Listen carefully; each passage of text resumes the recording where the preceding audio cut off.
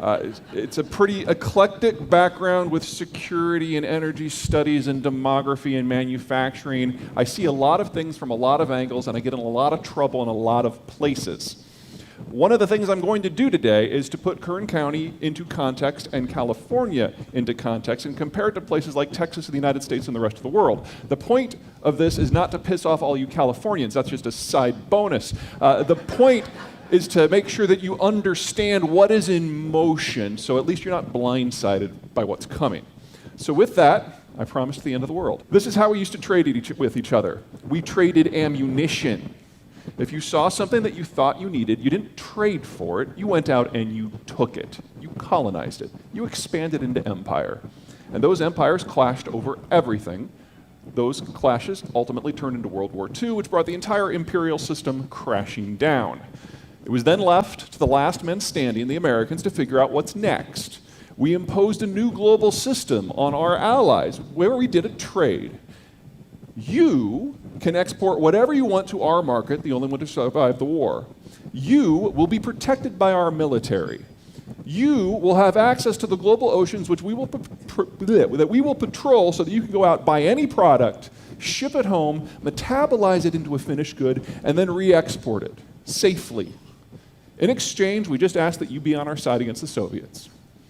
We bribed up an alliance to fight and win the Cold War, and it gave us this map. The deep blue, that's the core alliance system, or excuse me, that's our front yard and backyard before World War II. The medium blue, that was the new alliance in this new global order. Orange, those are the other guys, and light blue was the field of competition. And then, one idle Tuesday, the Germans had a party. Talk about pent-up demand. That changed the way we looked at the world. Because all of a sudden, this global order that we had been maintaining since 1946 kind of went out the window. It was a security program, nothing more. And the security conditions had changed. And so the map changed to this. A lot of gray up there. A lot of places the Americans just don't have a strong opinion about. All right, all clear? Cool. All right, this is the guy who was in charge the day the Germans had that party. This is a guy who, as president, had by far the best steeping in international affairs of any leader we have ever had. He was the right person in the right time in the right job. And so, of course, we voted him out of office. And we started on what I like to call the parade of morons. Bill Clinton is arguably the smartest president we have had since Thomas Jefferson, but he saw himself first and foremost as a domestic president. And so when a big summit would come up, he'd get in the huddle with the CIA and the State Department and kind of cram for the tests like he was a college student. He'd knock it out of the park, but then there'd be no follow-up. So for 8 years, we really only had about 2 months of foreign policy. Then we got W, who got a strong start on a lot of things, but then 9/11 blindsided us. And let's call it what it is. We had a monochromatic foreign policy focused on one issue in one region. Then we had Barack Obama. Now, Barack Obama gave a lot of kind of exit interviews with a lot of media in his final year where he demonstrated a deep understanding of the context and the details of relations with the Russians and the limitations of green power, everything you could possibly imagine. But he didn't have any policies on any of it. See, Barack Obama's fatal flaw was he hated people. And he refused to take meetings. He went to Capitol Hill fewer times than any American in history, with the exception of Harrison. That's the dude who died of pneumonia on like week 3. For 8 years, we didn't have a foreign policy. But we still maintained this global order. We just weren't getting anything on the backside. And a series of countries that had never really been significant economic players rose to prominence because they got all the freebies without having to hand anything back. So places like South Africa, Brazil, South Korea, Poland, India, Russia, and of course, China. Trump is not just the fourth moron. The problem with Donald Trump is he's got a point. He's got a really good point. Strategically, the global order is no longer working for us. But economically, it was never supposed to. We subsidize the alliance. The alliance fights the Soviets. That was the deal.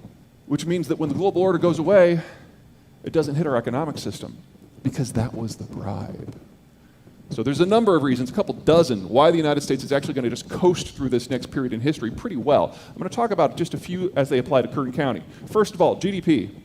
The United States is the least involved trading country in the world. Last year, only about 8% of GDP came from international exchanges or domestic system. About half of that's within NAFTA. In Kern County, the number is less than 1%.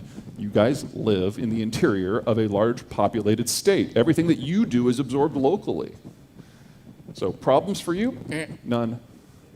Next, the shale revolution. Now, the broader the columns here, the greater the volume of crude production, and the taller the columns, the greater the cost of producing it. So OPEC's there on the far left, US shale is on the far right. This is data from 2012. Back then, the US kicked out about 4 million barrels a day of crude from the shale plays, and it was very, very expensive. But since then, we've had a series of technological breakthroughs in things like water management and drilling technology, and here's where we were at the first quarter of this year. The break-even price, full cycle break-even price in the US shale fields is now below $40 a barrel. What does that mean for you? You don't do shale at all. It's illegal here. And at the rate these technologies are driving that price down, by the end of 2020, the full cycle production cost for US shale will be below Kern County's lifting cost for your traditional crude. That's the environment in front of your energy sector. It's not all bad.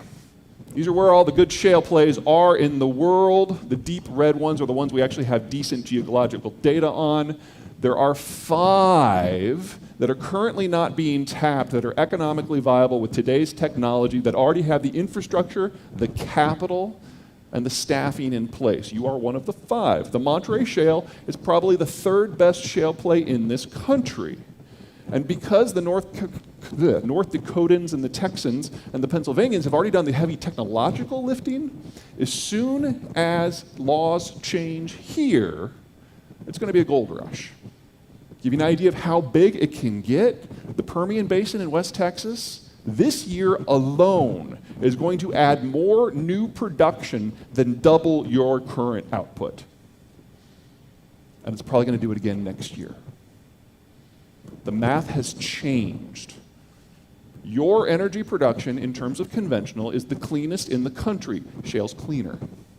It's time to start changing the conversation.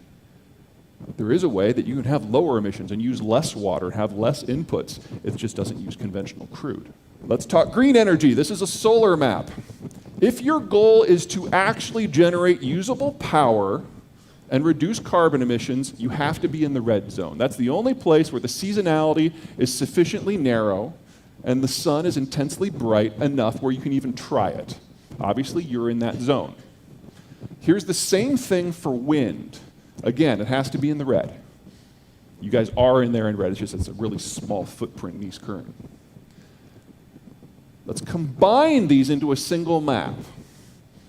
Green is solar, blue is wind. These are only the good zones.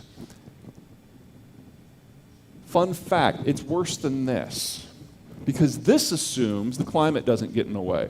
This assumes that you're a low enough elevation that the wind turbines still spin. This assumes you don't have icing problems. This assumes you don't